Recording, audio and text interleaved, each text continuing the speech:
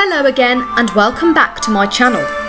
History Soaks You Name It covers the best historical topics, dramas and anything else you're in the mood for. Today's video follows on from my last one and regards the second king of Eogain, Muiredach mac Eogain. Muiredach mac Eogain, who died in 489, ruled over the over-kingdom of Eogain as its second monarch, whilst simultaneously sitting at the head of the Chinel and Eogain side of the northern Uaneil. The northern Uaneil was one of a myriad of royal houses that asserted ancestry from the same predecessor, King Niall of the Nine Hostages. This dynasty separated off into two different branches, the Chinel Canail, descended from the Irish ruler Conall Gulban, and the Chinel and Eogain, whose noted founder was Eogain mac Niall, Muiredach mac Eogain's father. King Conall Gulban of Tyrconnell and King Eogain mac Niall of Eogain were among the most prestigious of King Niall's 8 sons, and along with their brother High King Eogain helped popularise Christianity in favour of the religion they were likely brought up in, that of Celtic paganism. Who was Muiredach mac Eogain? Prince Muiredach mac Eogain was born in Ireland during the early to mid 5th century to King Eogain mac Niall of Eogain. His mother is not known, but we do know that Muiredach had at least 2 siblings. His brothers were Prince Fergusa and Prince Angusa, both of whom would go on to found their own distinct branches of royalty. As with his father, there is a lack of notable information and sources to tell us about his personality, life, relationships, or much about when his life began. However, it can be presumed that he was brought up as a Christian, due to his father's efforts to promote the religion. It isn't verifiable whether Muiredach's father was actually King of Eogain by the time we can predict Muiredach's birth date, which is because we don't actually know for certain when his father's reign started. My own prediction is that Eogain mac Niall had come to the throne of Eogain by around 440, for this was the year in which he was chosen to judge a case of debated succession to the kingdom of Amalgaid in Connaught. It isn't known how many judges there were, but there was at least one more, and that was Eogain's brother, the High King of Ireland, Eogain. By this time, Eogain had been High King for about 12 years, meaning he had a wealth of experience to employ in such a matter when it came to handling state affairs and affairs of inheritance.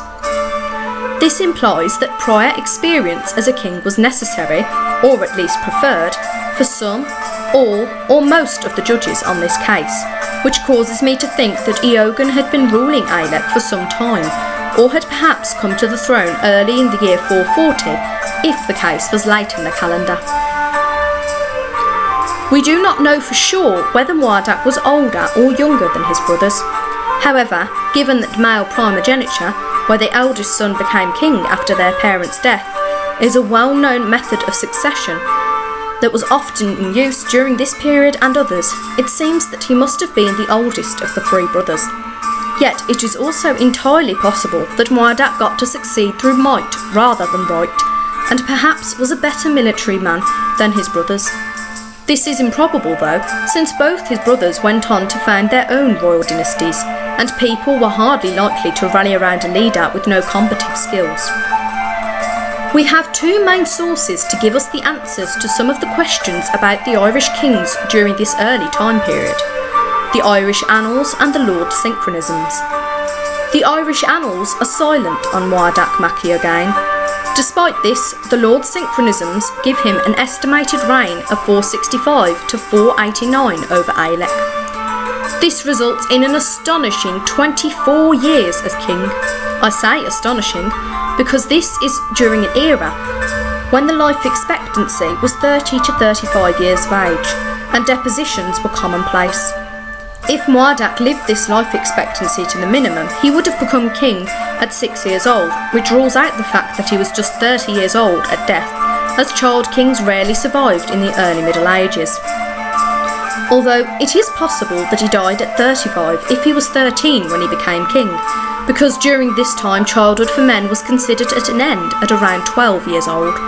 As ever, this can only be speculation. King Muiredach is also remarkable, aside from his longevity, for being the first king of Eogain whose wife is known. At some point in the 5th century, Muiredach was joined in marriage to Princess Eogain Lorn of Dalriata. Together the pair produced at least one surviving, undisputable son and heir, Muiredach.